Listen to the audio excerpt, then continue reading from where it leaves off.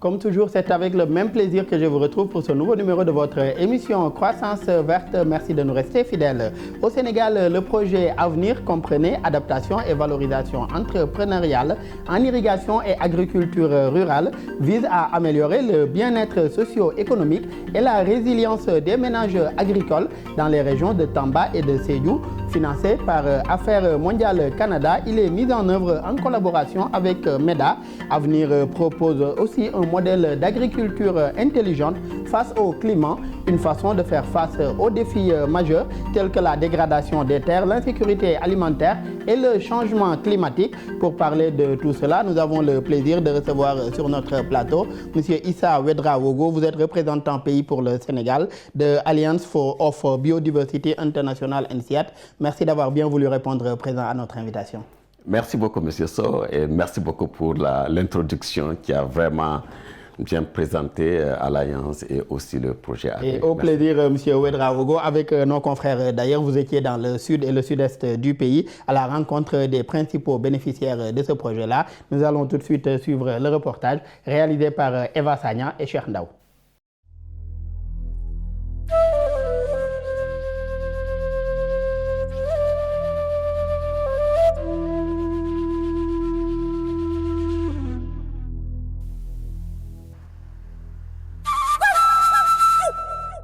Des périmètres maraîchers de nectar octroyés à des femmes et des jeunes dans les régions de Tambacounda et de Sédhiou. L'objectif est de réduire l'insuffisance alimentaire et la vulnérabilité de ces derniers.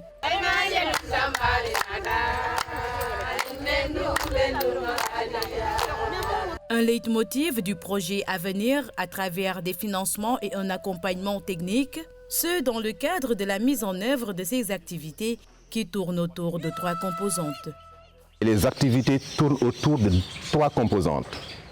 La première composante est relative à tout ce qui est recherche et vulgarisation des bonnes pratiques climato-intelligentes. Et là, nous travaillons avec SIAP, qui est le lead dans ce cas de ce projet, mais SIAP travaille avec d'autres acteurs qui sont extrêmement importants dans le dispositif, à travers ANACIM, ANCAR, Djokolante et Mlouma, et également ANACIM. C'est les gens qui diffusent les pratiques agricoles et les démonstrations au niveau de nos périmètres maraîchers, mais également forment des activités dans le cadre de nos interventions dans les 4 communes où nous travaillons. Du côté de MEDA, nous développons une stratégie qui est basée sur ce qu'on appelle incitation intelligente. Quand on appelle incitation intelligente, ça veut dire que nous ne croyons pas trop à la subvention, parce que la subvention tue la créativité. Nous avons développé un modèle pour permettre à nos clients du projet, quand on dit clients du projet, c'est plus particulièrement aux bénéficiaires, de recevoir ce qu'on appelle les installations intelligentes. Et les installations intelligentes, c'est pour inciter les clients à ce qu'on appelle à avoir de l'emploi, à l'employabilité. En termes de réalisation, nous avons investi 11 périmètres maraîchers. Sur 11 périmètres avec un montant de 200 millions. Nous avons investi sur 10 entreprises chefs de file et transformation à hauteur de 180 millions.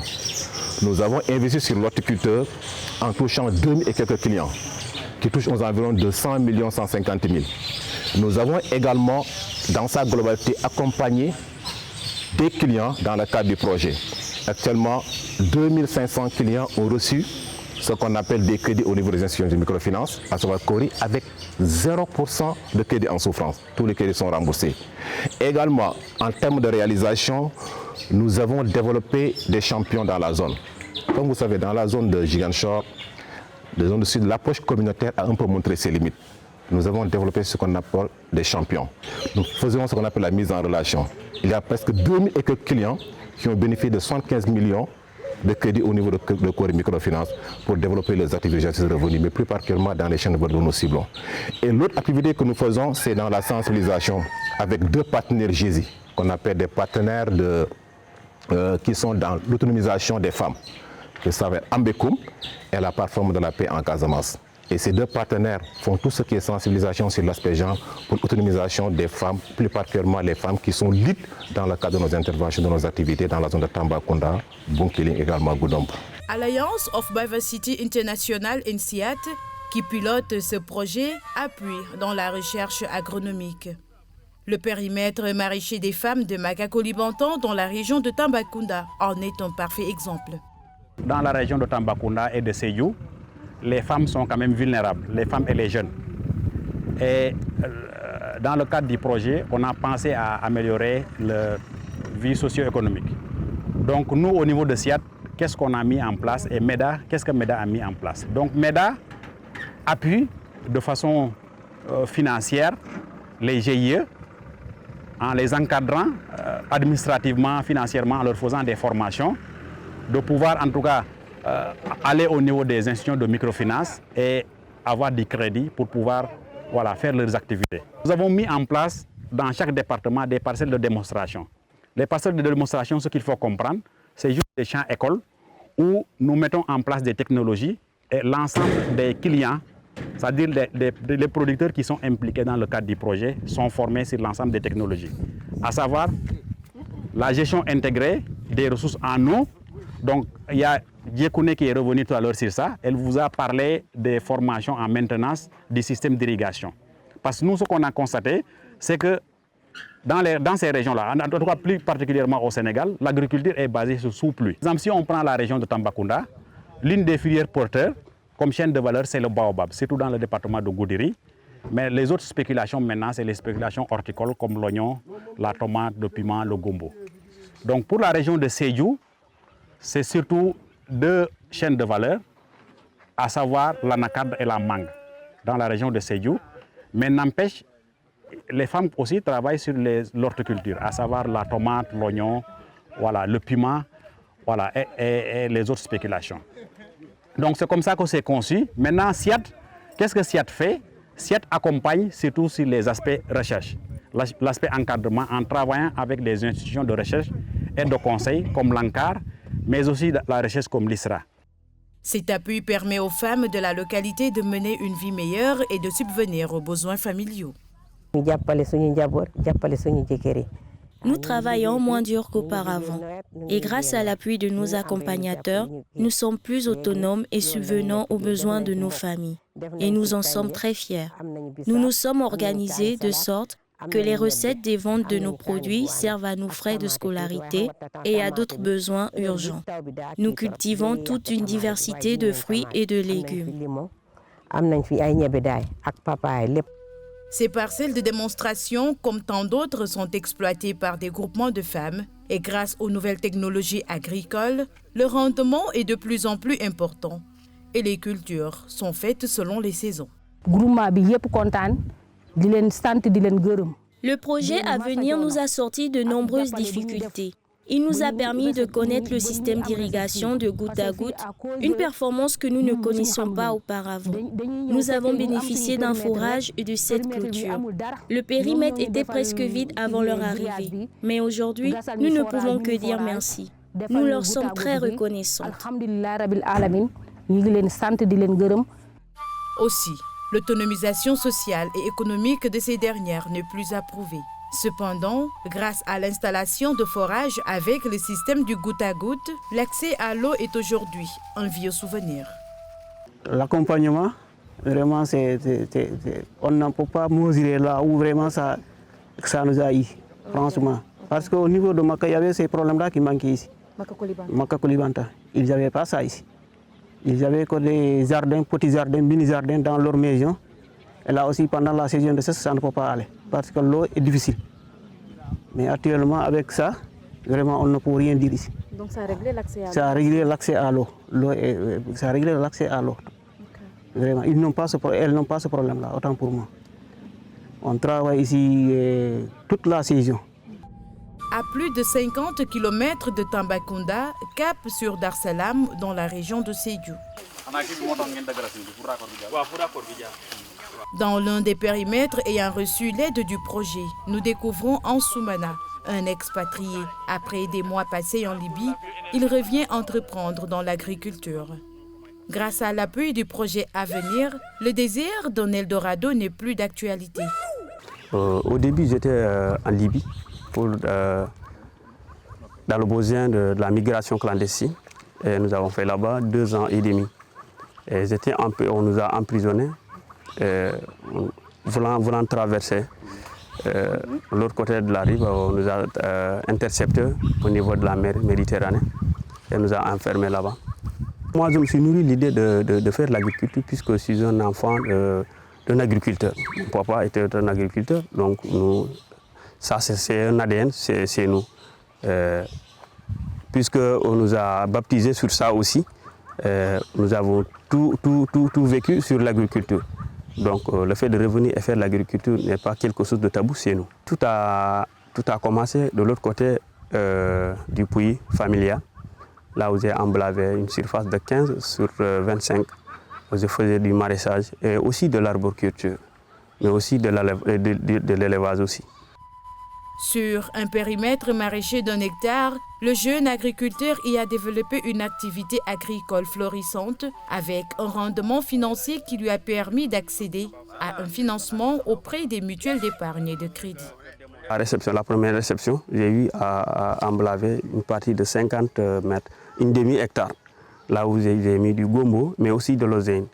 Oui, c'est la partie où nous sommes. À peu près, j'ai eu à bénéficier jusqu'à 600 et quelques mille. C'est ce qui m'a permis même de faire un apport au niveau de la banque.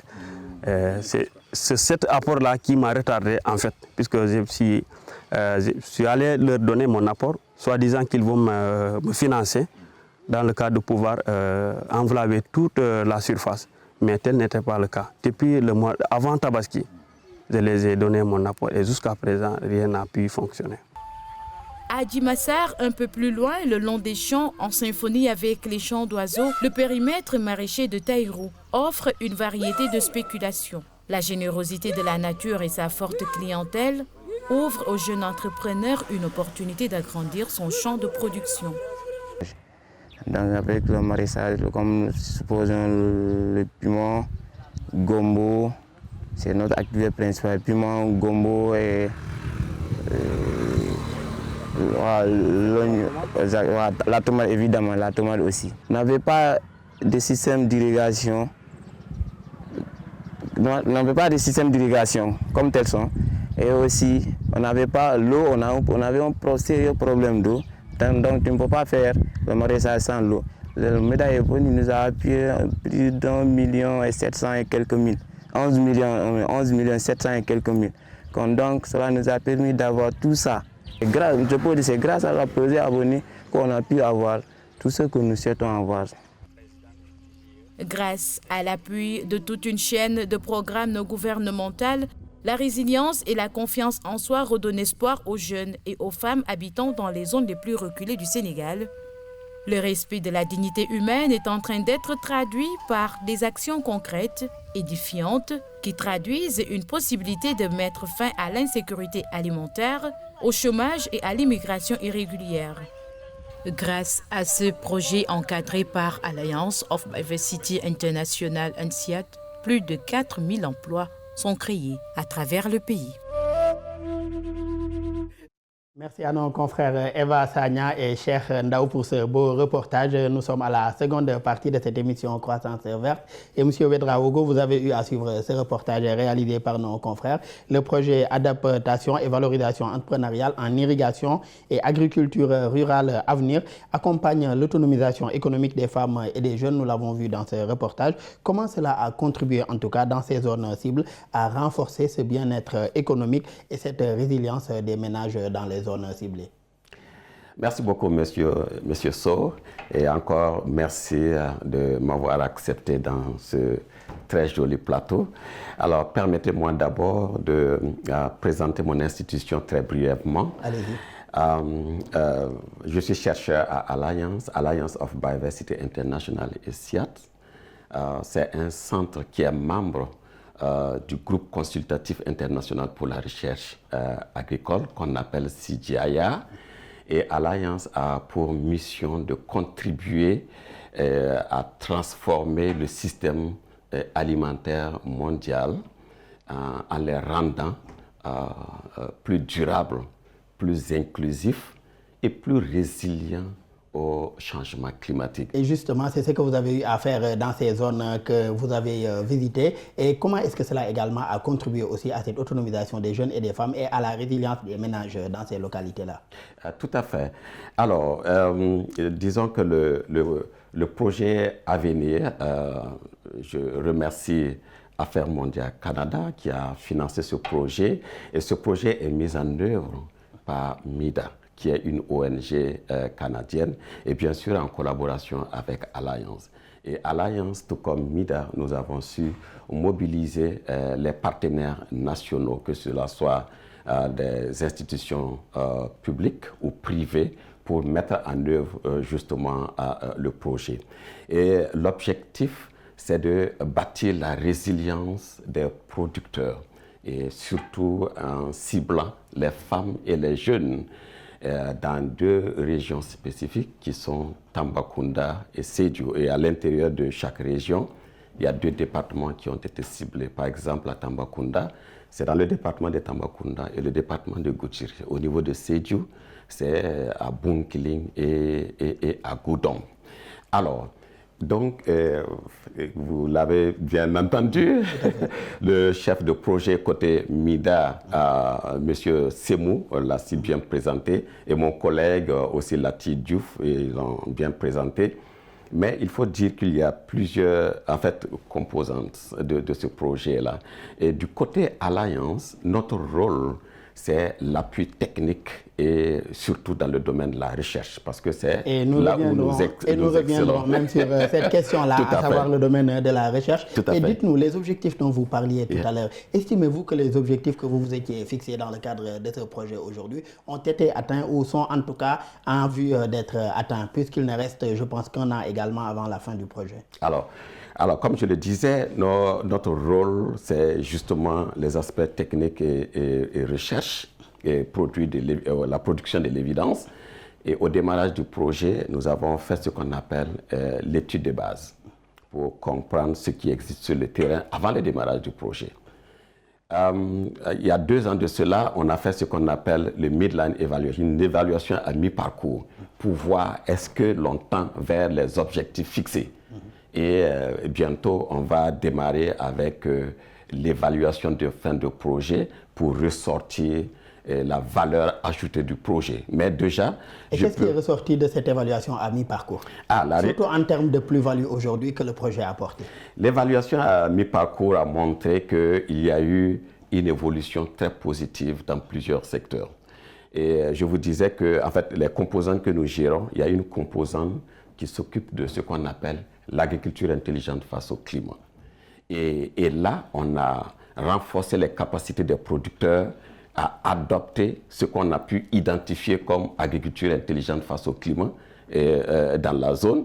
Et il y a une forte adoption. Je peux vous donner l'exemple de l'irrigation goutte à goutte que nous avons testé. On a validé. Qui a constitué également une découverte pour ces populations-là. Oui, on a testé, on a validé. Et maintenant, on s'est rendu compte que c'est un paquet qui est assez lourd, qui en fait, à l'échelle d'un producteur, il ne peut pas faire face au coût d'installation. Et nous avons travaillé à réduire l'échelle.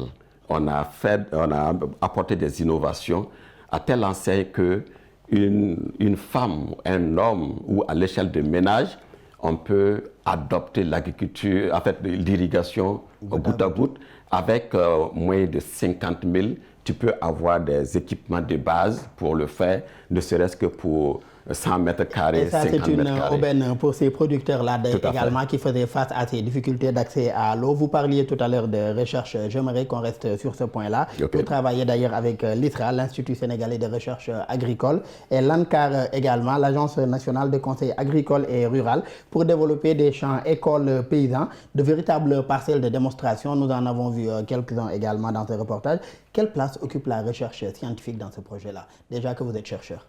Alors, la recherche, j'allais dire que dans aucun pays, on ne peut se développer sans la recherche.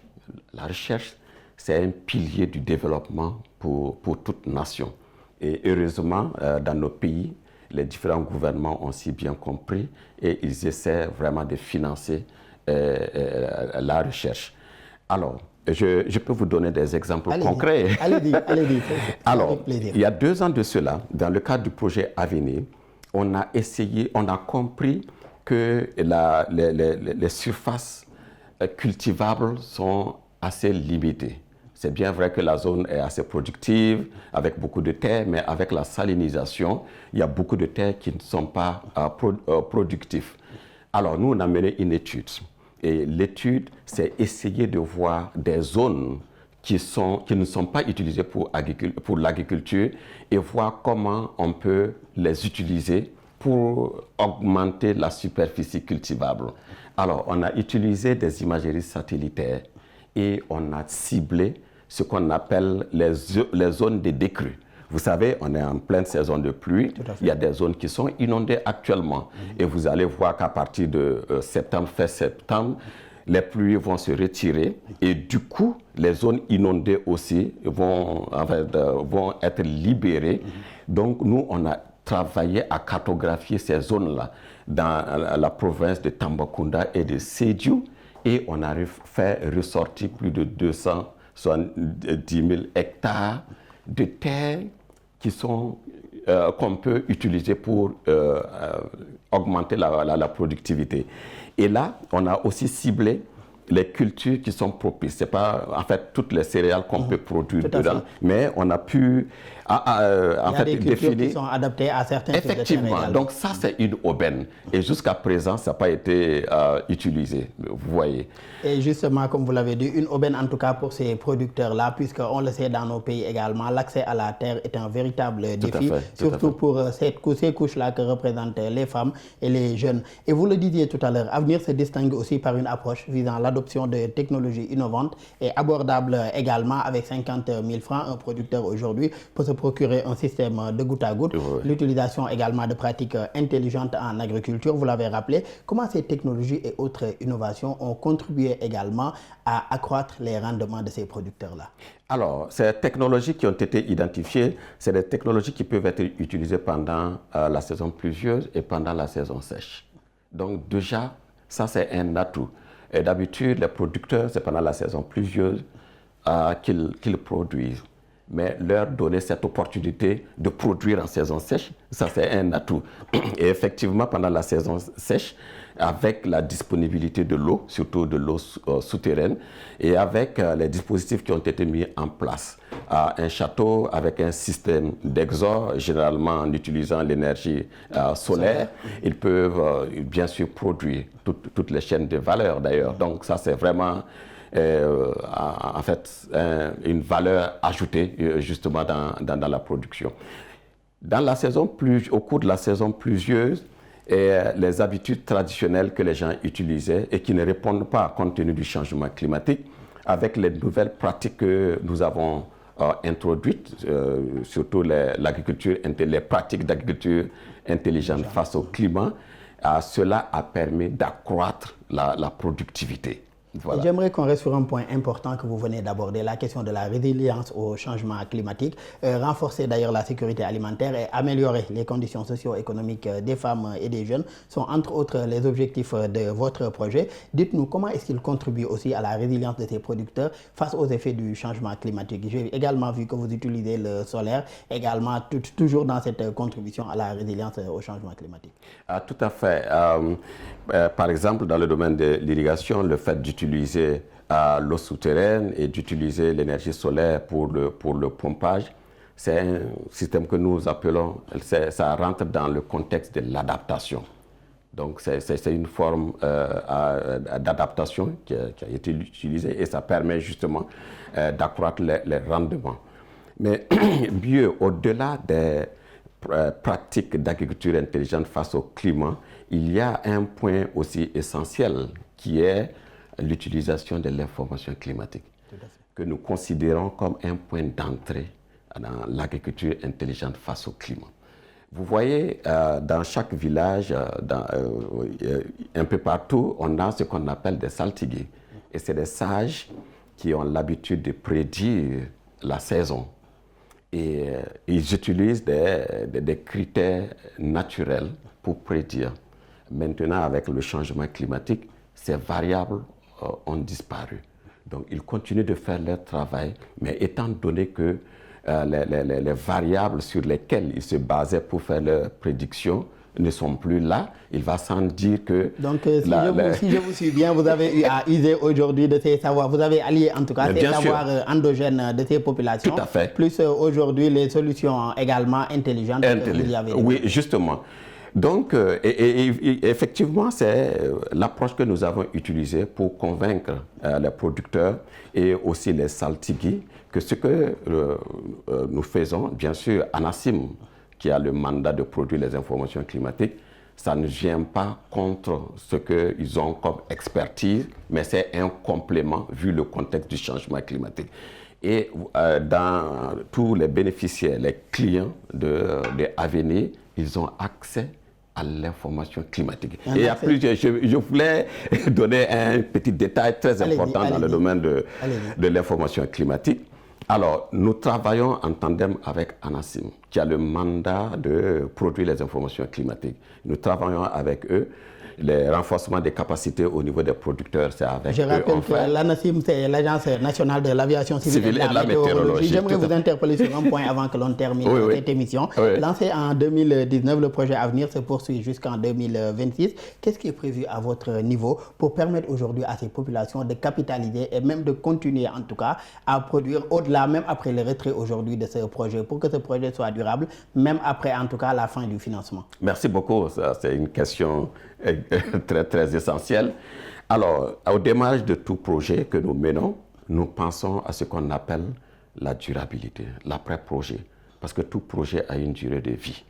Et nous ne souhaitons pas qu'à la fin d'un projet donné, les acquis du projet-là tombent à l'eau.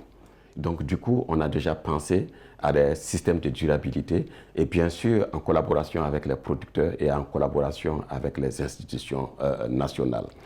Nous avons bouclé une étude qu'on appelle le consentement à payer. Parce que tout ce que nous avons produit comme innovation, il y a un coût derrière. Et c'est vrai que c'est le projet qui, depuis près de 5 ans... Autant de solutions en tout cas que vous avez développées dans le cadre de la durabilité pour permettre à ces populations de poursuivre aujourd'hui leurs activités, même après la fin du projet. Malheureusement, M. Ouedraogo, le débat était intéressant, mais nous en sommes à la fin de cette émission. Je rappelle que Issa Ouedraogo, vous êtes représentant pays pour le Sénégal de Alliance of Biodiversity International and SIAT. Merci encore d'avoir été avec nous et ce fut un plaisir de partager ce plateau avec vous. Merci beaucoup, c'est un plaisir pour moi de participer à cette émission. On ne manquera pas de toujours suivre Midi 1. Midi 1, ce sera toujours avec le même plaisir que nous vous recevrons. Merci ici. beaucoup. Merci à nos collègues de l'équipe technique pour les facilitations et pour la réalisation de cette émission. Merci à vous tous qui nous suivez et très bonne suite de programmes sur nos antennes.